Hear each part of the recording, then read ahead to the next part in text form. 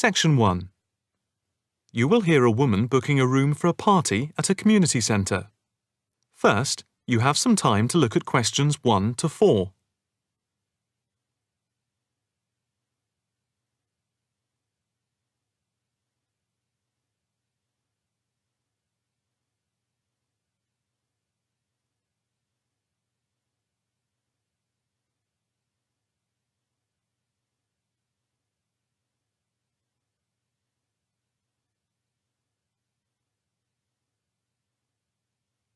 You will see that there is an example which has been done for you. On this occasion only, the conversation relating to this will be played first. Hi, good morning. My name's Pete. How can I help you? Hi, my name's Maria Lincoln. I understand you hire out rooms in the community centre as venues for parties? The woman's first name is Maria. So, Maria has been written in the space. Now, the test will begin. You should answer the questions as you listen, because you will not hear the recording a second time. Listen carefully and answer questions 1 to 4. Hi, good morning. My name's Pete. How can I help you? Hi, my name's Maria Lincoln. I understand you hire out rooms in the community centre as venues for parties? Yes, we do. We've various sized accommodation. It depends on what you're looking for, really. We're looking to hold a party, a children's birthday party, and we need a room that will hold about 70 people, with space for a small disco area, games, dancing, and food. Well, we have a large room, and it would certainly hold at least 100 people comfortably. It's used a lot for parties and things like that. That sounds as if it might be suitable. I've tried various venues, and they're either booked up or they don't hold enough people. Can you tell me when you were thinking of holding the party? I know it's short notice, but we wanted to hold it Saturday week. That's September 15th. Let's have a look. Yes, you're in luck. The Mandela suite is free then. I'll just write that down. Mandela. And the time. When were you thinking of holding it? In the afternoon, from 3:30 p.m. to 9 p.m. Yes, okay. There is no smoking on the premises, and we're only licensed to have soft drinks. That's okay. I think I'm happy to go ahead. Before you hear the rest of the conversation, you have some time to look at questions 5 to 10.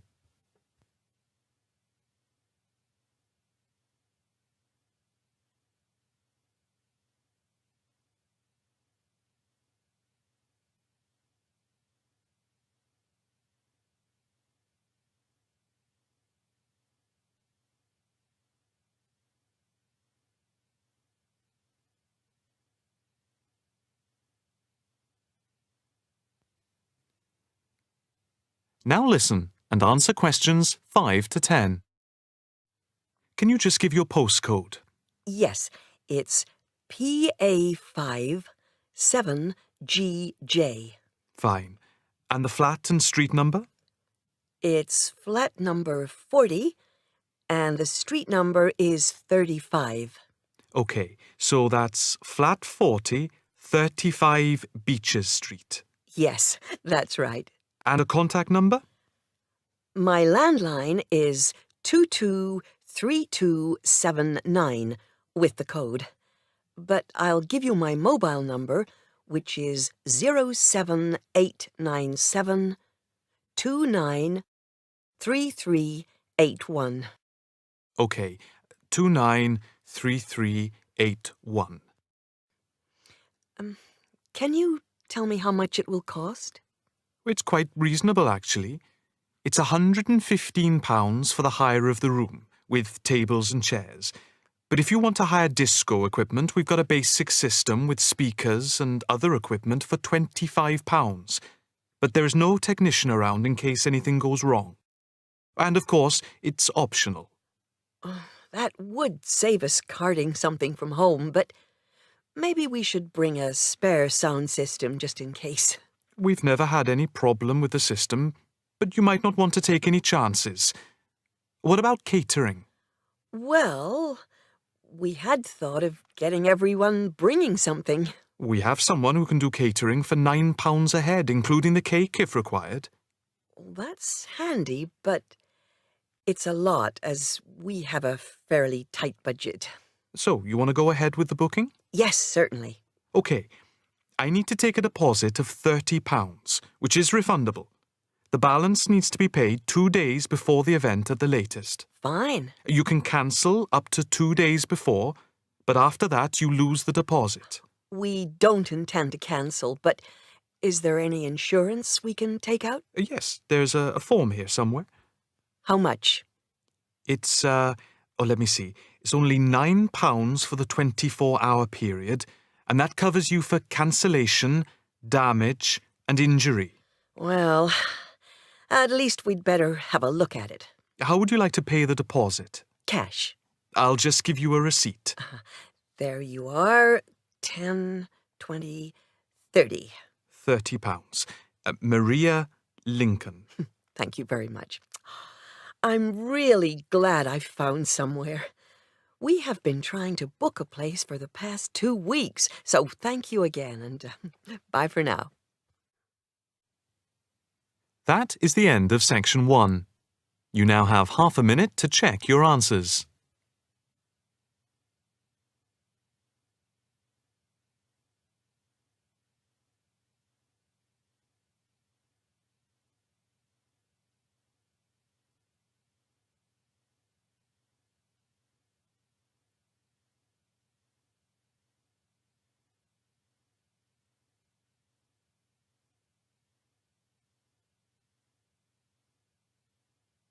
Now turn to section 2. Section 2. You will hear a talk on the radio about grass roofs. First, you have some time to look at questions 11 to 13.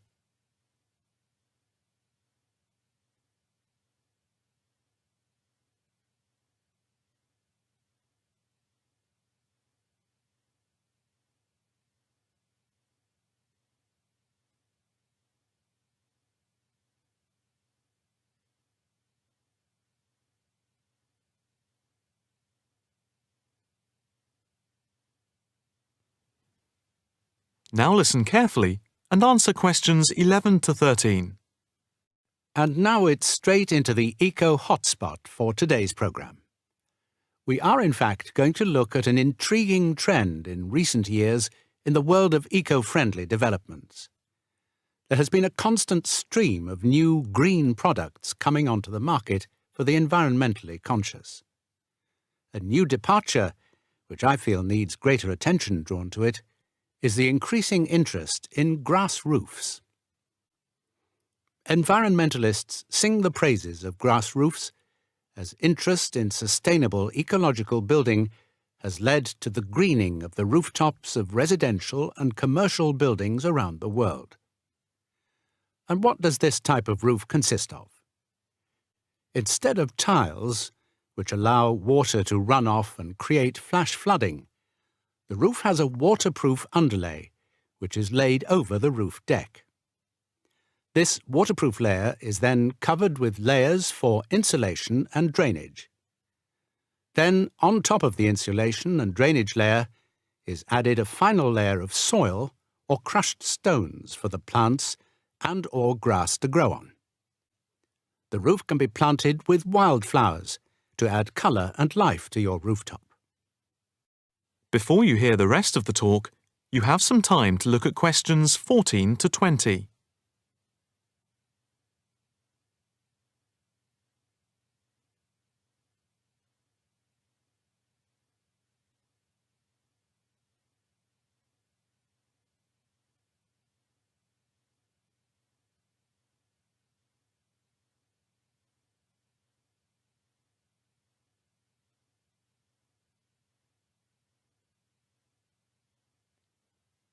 Now listen carefully and answer questions 14 to 20.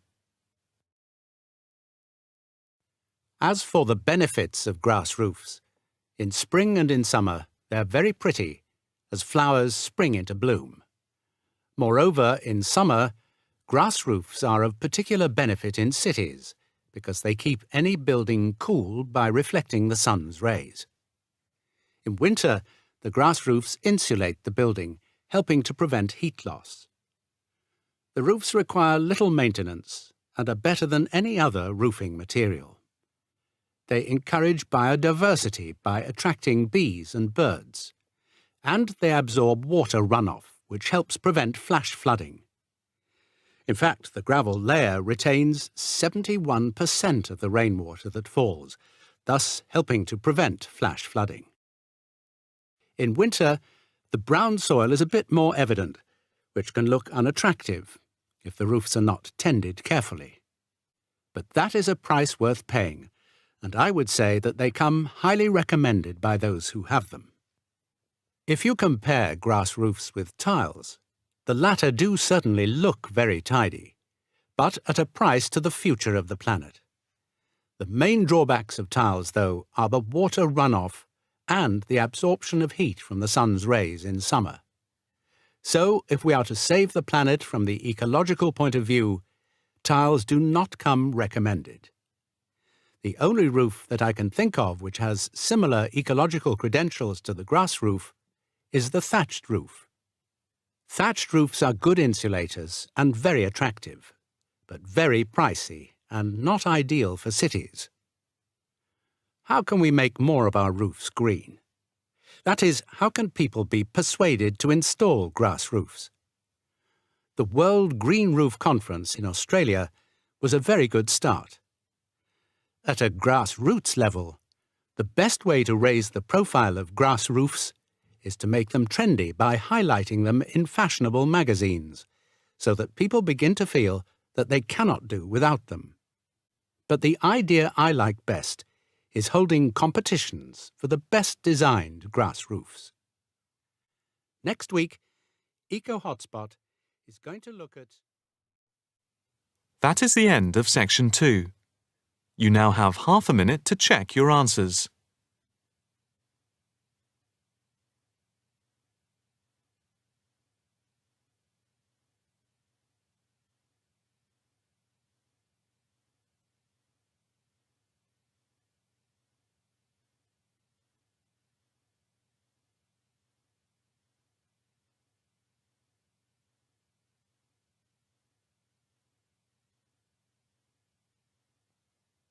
Now turn to Section 3.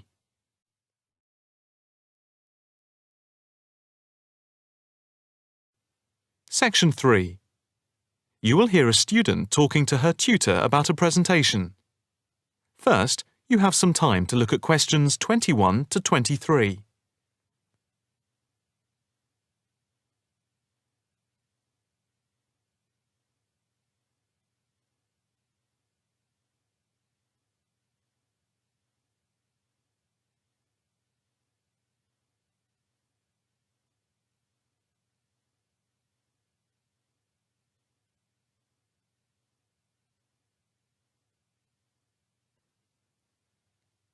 Now listen carefully and answer questions 21 to 23. Excuse me, Dr. Owen, Oh, hello, Karen. Have you got a few moments? Yeah, sure. How can I help you?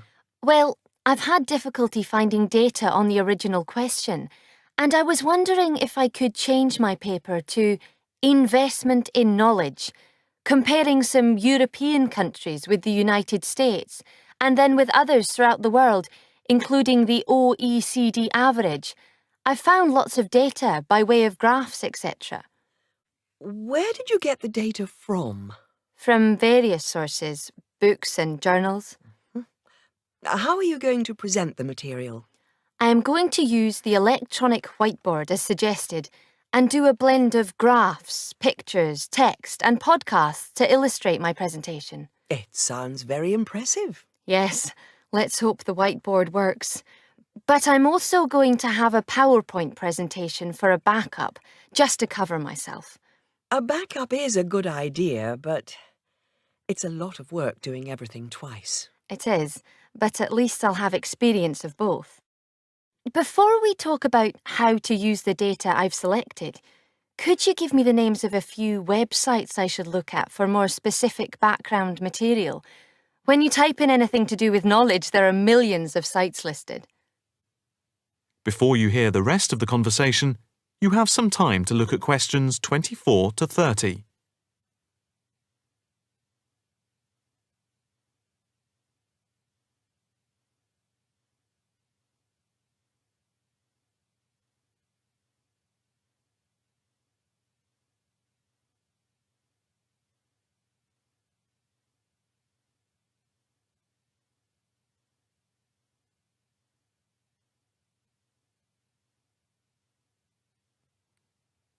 Now listen carefully and answer questions 24 to 30. Let's see. Oh, I'll print you off this list.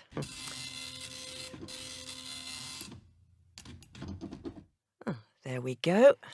Right. Do I really need to study everything on these? No, I suggest there are 5 or 6 you can look at. The one you have to go through is the IT department section on the university site, which is www.kmul.org. It has articles by all of us in the department and has links to useful information, so I think it is essential to look at this. OK, I've already been on it, but I'll tick that one as a must-read. And there's a site which is hosted by Pollock. It's investmentit.com. All you need to do is to skim the abstracts of the articles on the site. They'll give you a general idea about the effects of investment in knowledge. Yes, that sounds good. It cuts out having to read everything. What about this one? knowledgejournal.com. If I remember, it's not that useful. I would say that there are very few things that you need to read there. Then there's itknowledgereview.com. It's got loads of articles, but it's probably best just to read those that have come out in the last term or so. Do you have to subscribe? No, it's free from the university library. And another free journal online is itonline.com. I wouldn't say it's essential to read it, but it is beneficial. And so I think it is worth a look. If you think it's useful, there is no harm in looking at it. But nationalstatistics.com is worth looking at and trying out the links that it gives. I think these are probably enough to be getting on with. I think so. There's another thing I want to ask about. How much material should I use in my presentation? Avoid crowding the screen. If you have lots of information at one time, people will not be able to follow it and will just switch off. That's worth remembering. I've been in lectures where there was too much detail on the screen and it was impossible to read quickly. But what about visuals? Do you think it's okay to mix visuals and text? Visuals are very useful, but they must be relevant, or else people will get confused about what they mean and why they are there, and they won't pay attention to what you are saying. So be careful. From what I can see, you have the makings of a very good presentation. Thank you. That is the end of section 3. You now have half a minute to check your answers.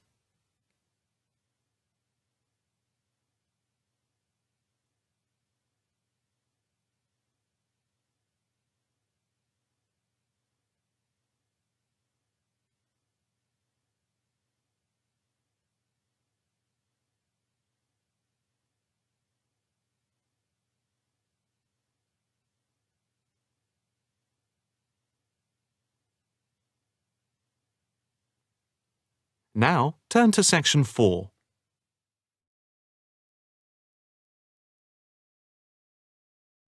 Section 4. You will hear a talk on the work of a printing department at a university. First, you have some time to look at questions 31 to 40.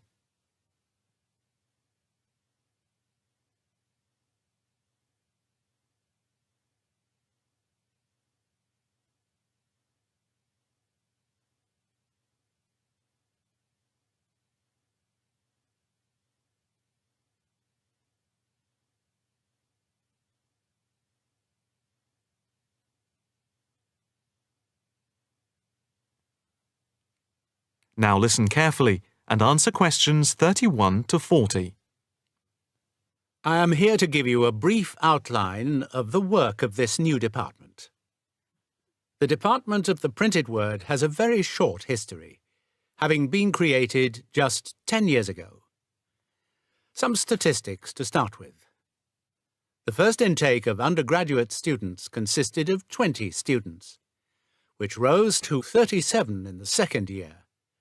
And we now have about 50 in the first year, doing a wide range of courses, full and part-time. We have a thriving research department, with 17 students on the taught MA course and 7 students doing research full-time. In all, we have 9 full-time lecturers and 16 part-time lecturers who work mainly but not exclusively in our evening department. Of the total student body, approximately 21% are from outside the country, a number which has been increasing steadily over recent years. Although students from overseas have to reach a minimum level of competence in English before they follow a course at the university, some may require remedial help with their English, and we can offer help through the Student Support Services as part of the general assistance given to all students.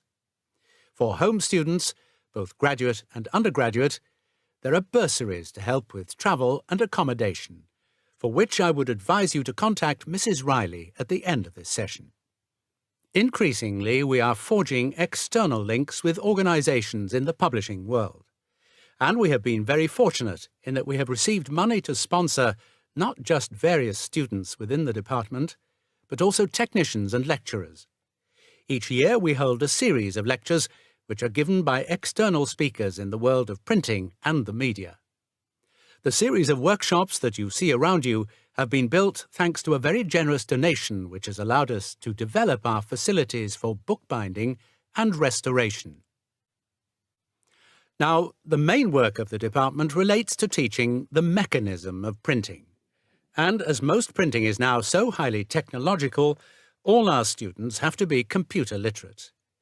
For those of you who are interested in taking a module in this department from another department, and who feel that you may not have the necessary computer skills, don't let the technology put you off. We have a number of specialist technicians who can support and deliver crash programs in the computing technology required. As long as you can switch on the computer, you are halfway there. We have what can only be called state-of-the-art facilities, especially for those wishing to move into the publishing world, working not just as printers, but also in editing, page design, layout, and bookbinding. With the extensive facilities we have for book restoration, some of our former students are now employed as expert book restorers and conservationists, skills which were once almost dying out. In the display, you will notice samples of work on book cover design, and as well as having all the necessary computer programs for dealing with printing, we have some old printing presses. Despite being largely a modern department, we do have an increasing interest in research into the history of the printed word, ranging from early European to Chinese and Japanese printing techniques. We have in fact some very well-known experts on early printing in Europe in the 15th and 16th centuries. If this area appeals to you, you can talk to Dr. Fred Clare afterwards. From China, we're lucky to have as a visiting lecturer Dr. Yu, who is an authority on early Chinese manuscripts and printing machines. If you are thinking about doing a module with us, or you are interested in doing research after you have finished your first degree, the person to talk to is Professor Clarkson, who will be able to give you all the details. For postgraduate research, you should really be thinking about applying now, even though we are only in December, as the department now attracts large numbers of people, and we always have many applications for each research position. That is the end of Section 4. You now have half a minute to check your answers.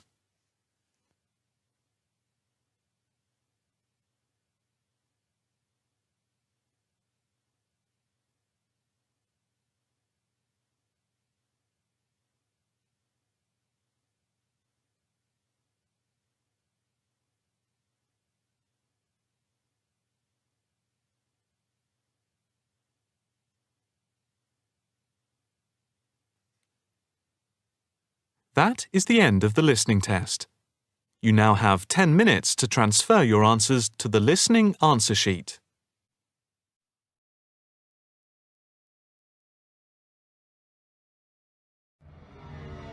Smash.